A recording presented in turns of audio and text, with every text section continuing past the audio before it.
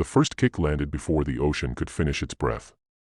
On a bright Santa Monica afternoon, with the pier glittering like a postcard and laughter floating above the waves, a disabled girl was shoved aside as if she were debris washed up by the tide.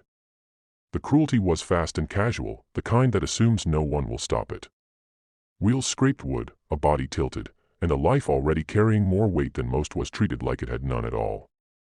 If you believe kindness still matters in a loud, rushing world, pause right here and show it, like this video, comment, share it forward, and subscribe to the channel, because stories like this survive only when people choose to care. Her name was Lena, and she had learned to read the world from a lower angle since the accident that stole her ability to walk. The pier had become her quiet place, where the smell of salt softened the ache in her legs and the horizon promised that endings were not as final as they felt. She came alone most days, pushing her chair slowly along the planks, stopping to watch street performers and fishermen, letting the sun warm her hands. People often looked away, not out of malice but from discomfort, and Lena had grown used to invisibility. What she had not grown used to was being treated as an obstacle. A group of young men, loud with bravado and impatience, had decided that her presence inconvenienced their stride. They laughed as they jostled past, one of them shoving her chair, another swinging a foot that struck metal and skin alike. The impact sent her sideways, pain blooming sharp and humiliating, while the crowd's noise swallowed the moment whole. Lena tried to steady herself, palms burning as she gripped the wheels. Her heart hammered louder than the carousel music nearby. She wanted to disappear, to fold herself into the sea breeze and be carried somewhere safer. A few passers-by glanced over and kept moving, eyes sliding away like gulls avoiding a storm. The bullies lingered just long enough to feel powerful, their laughter echoing against the arcade lights, then drifted forward, convinced the pier belonged to them. Lena's breath came shallow. She tasted salt and fear and the old grief that followed her everywhere since the accident, the memory of running along this same pier years ago, hair flying, legs strong, a future that felt simple. Now the boards beneath her seemed steeper, the sky heavier, then the sound changed. It began as a low vibration, a distant thunder that did not belong to the ocean. Engines rolled in waves, a rumble that climbed the wooden planks and settled in chests.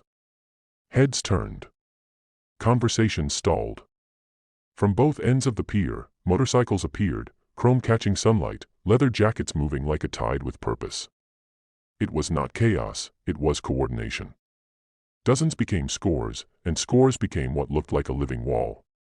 The bullies slowed, their confidence thinning as the sea of bikers closed the space around them.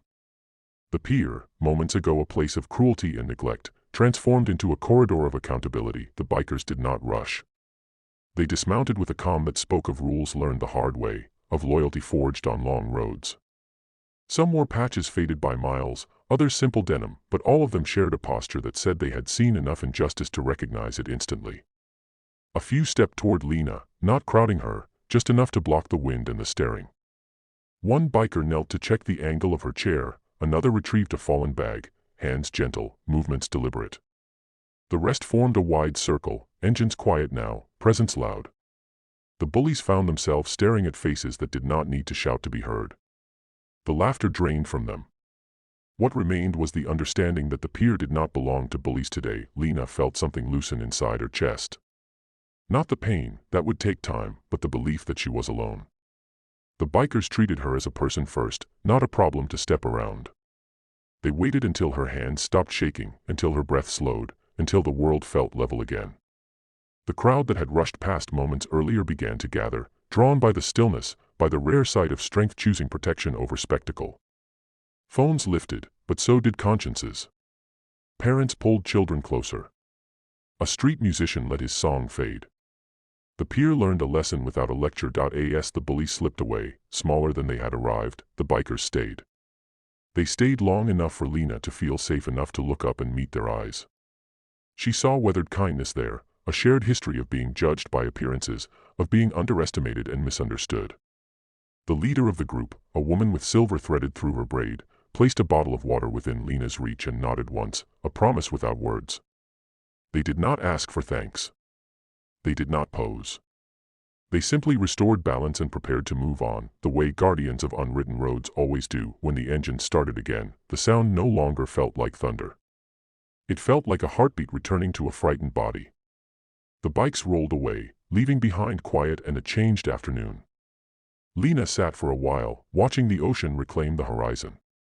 Her pain was still there, but so was something new, a certainty that dignity could be defended by strangers, that kindness could be loud when it needed to be. She pushed her chair forward, slower than before but steadier, and the pier seemed less steep. If this moment is already pulling at your heart, stay with it. Think about how close the world came to missing the chance to be better, and how quickly it answered when someone chose to stand up. Stories like this are not about heroes with capes, they are about people who refuse to let cruelty be normal. As the sun dipped lower, Lena reached the end of the pier and turned back, taking one last look at the place that had broken and healed her in the same hour. She imagined returning tomorrow, not with fear but with expectation. The ocean would still breathe. The boards would still creak. And somewhere, engines would be waiting, not for applause, but for the next call to protect what matters. Before the ending, I have one special request. Please comment the word kindness if you believe moments like this can change lives, and if this story touched your heart, if it reminded you that courage often arrives on two wheels and quiet resolve. Please like the video, share it with someone who needs hope, and subscribe to keep these stories alive. Because every view is a choice, and every choice makes the pier a little safer for someone like Lena.